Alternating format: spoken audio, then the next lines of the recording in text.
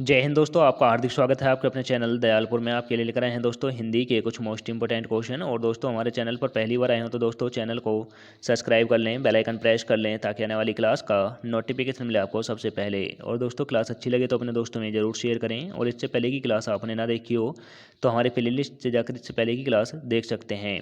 और दोस्तों हमारी क्लास आपको 5:30 बजे डेली मिल जाया करेगी। तो दोस्तों इस क्लास में सभी इंपॉर्टेंट क्वेश्चन लिए गए हैं जो आपको हिंदी एग्ज़ाम, जिन एग्ज़ामों में हिंदी आती है उन एग्ज़ामों में ये क्वेश्चन आपको मदद करेंगे। अब चलते हैं दोस्तों आज की क्लास के पहले प्रश्न की ओर। जैसे कि आज की क्लास का पहला प्रश्न है, वस्तु, स्थान, भाव या विचार के द्योतक शब्द को क्या कहते हैं। तो दोस्तों वस्तु, स्थान या भाव के विचार को क्या कहते हैं। तो दोस्तों यह कहते हैं संज्ञा, यह संज्ञा कहते हैं। तो दोस्तों इसका राइट आंसर हो जाएगा ऑप्शन नंबर ए।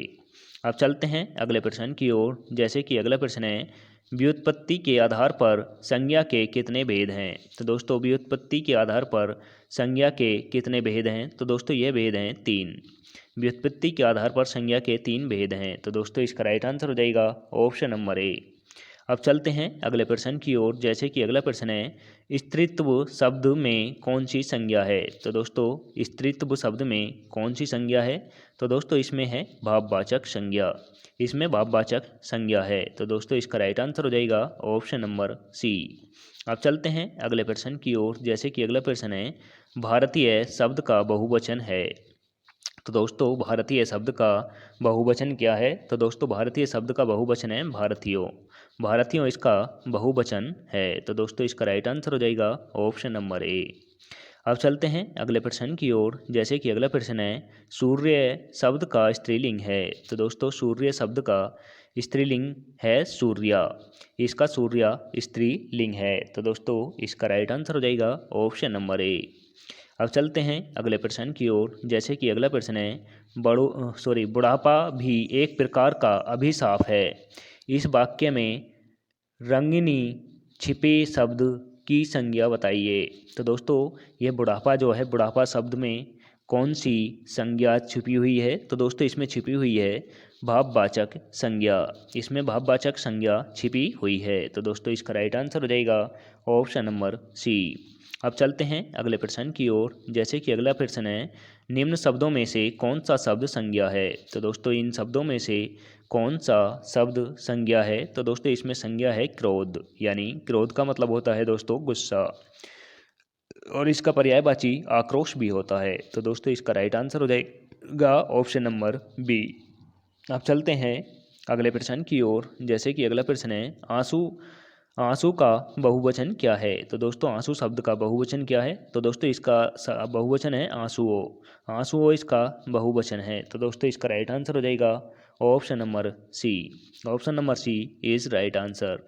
अब चलते हैं अगले प्रश्न की ओर। जैसे कि अगला प्रश्न है, निम्नलिखित शब्दों में से एक पुल्लिंग है। तो दोस्तों इन शब्दों में से पुल्लिंग को चुनना है। इसमें दे रखे हैं दोस्तों बुढ़ापा, जड़ता, घटता, दया। तो दोस्तों इसमें बुढ़ापा जो है यह एक पुल्लिंग शब्द है। तो दोस्तों इसका राइट आंसर हो जाएगा option number A. Option number A is right answer. अब चलते हैं अगले प्रश्न की ओर। जैसे कि अगला प्रश्न है, निम्नलिखित वाक्यों को पढ़िए तथा उसमें कारक के सही भेद को चुनें। तो दोस्तों नीचे दिया हुआ है वाक्य, यह दे रखा है, हे प्रभु मेरी इच्छा पूर्ण करो। तो दोस्तों हे प्रभु यानी यहाँ पर एक्सक्लेमेटरी चिन्ह यानी प्रश्न बोधक चिन्ह आ चुका है। तो दोस्तों यहीं से आप समझ सकते हैं यह कौन सा वाक्य होगा। तो दोस्तों यह हो जाएगा संबोधन कारक, इसमें संबोधन कारक हो जाएगा। तो दोस्तों इसका राइट आंसर हो जाएगा ऑप्शन नंबर सी। जैसे दोस्तों अचानक, हे, ओ, अरे, हे प्रभु ये आ जाएं तो दोस्तों वहाँ पर संबोधन कारक होता है, यानी दोस्तों जहाँ पर एक्सक्लेमेटरी चिन्ह आ जाए वहाँ पर संबोधन कारक होता है। तो दोस्तों यह ध्यान रखें। अब चलते हैं अगले प्रश्न की ओर। जैसे कि अगला प्रश्न है, भाववाचक संज्ञा बनाइए। तो दोस्तों भाववाचक संज्ञा बताइए। तो दोस्तों यहाँ पर टाइपिंग में मिस्टेक हो गई है, यहाँ पर बताइए होना चाहिए था, यहाँ पर लिख गया है दोस्तों बनाइए। तो दोस्तों यहाँ पर है लड़कपन, लड़कपन इसकी भाववाचक संज्ञा हो जाएगी। तो दोस्तों इसका राइट आंसर हो जाएगा ऑप्शन नंबर सी।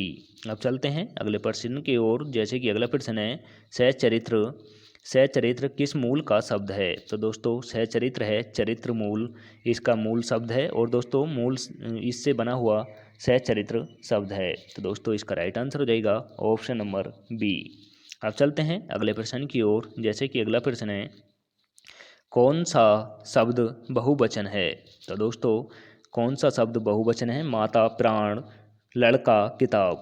तो दोस्तों इसमें प्राण जो है यह एक बहुवचन, हमेशा बहुवचन शब्द है। यह बहुवचन शब्दों में ही प्रयोग किया जाता है। तो दोस्तों वेरी इंपॉर्टेंट है, स्टार लगा कर नोट करें और इसका right answer option number B हो जाएगा। अब चलते हैं अगले प्रश्न की ओर। जैसे कि अगला प्रश्न है निम्न में कौन सा शब्द पुल्लिंग है? तो दोस्तों इनमें से कौन सा शब्द पुल्लिंग है? तो दोस्तों इनमें पुल्लिंग शब्द हो जाएगा कपट। कपट, कपट यह पुल्लिंग शब्द हो जाएगा। और दोस्तों सुंदरता यह एक स्त्रीलिंग है, मूर्खता यह भी स्त्रीलिंग है और निद्रा भी स्त्रीलिंग है। तो दोस्तों इसमें कपट इसका right answer option number A हो जाएगा। अब चलते हैं अगले प्रश्न की ओर। जैसे कि अगला प्रश्न है गीदड़ का स्त्रीलिंग क्या होगा? तो दोस्तों गीदड़ का स्त्रीलिंग होगा गीदड़ी। गीदड़ी इस गीदड़ी इसका स्त्रीलिंग हो जाएगा। तो दोस्तों यह right answer option number C हो जाएगा। Option number C is right answer. आप दोस्तों गिदड़िया मत कराना या गीदड़नी और मत कराना, यह गीदड़िया गिदड़ी होगा। तो दोस्तों इसका right answer option number C हो जाएगा। अब चलते हैं अगले प्रश्न की ओर। जैसे कि अगला प्रश्न है किस वाक्य में आपादान कारक है? तो दोस्तों किस वाक्य में आपादान कारक है? तो दोस्तों इसमें है हिमालय से गंगा निकलती है। यानी दोस्तों हिमालय से गंगा निकलती है, यह दूर जा रही है यानी अलग हो रही है गंगा हिमालय से। तो दोस्तों यह आपादान कारक हो जाएगा। जहाँ पर अलग होने का भाव प्रकट से आए और अलग होने का भाव प्रकट करे वहाँ पर आपादान कारक होता है।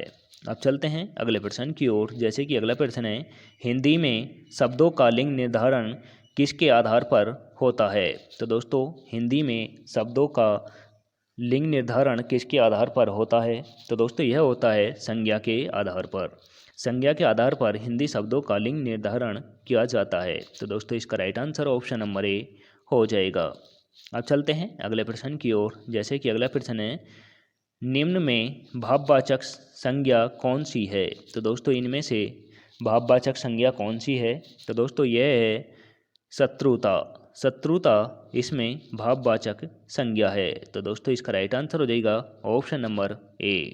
इम्पोर्टेंट है दोस्तों, स्टार लगाकर ज़रूर नोट करें।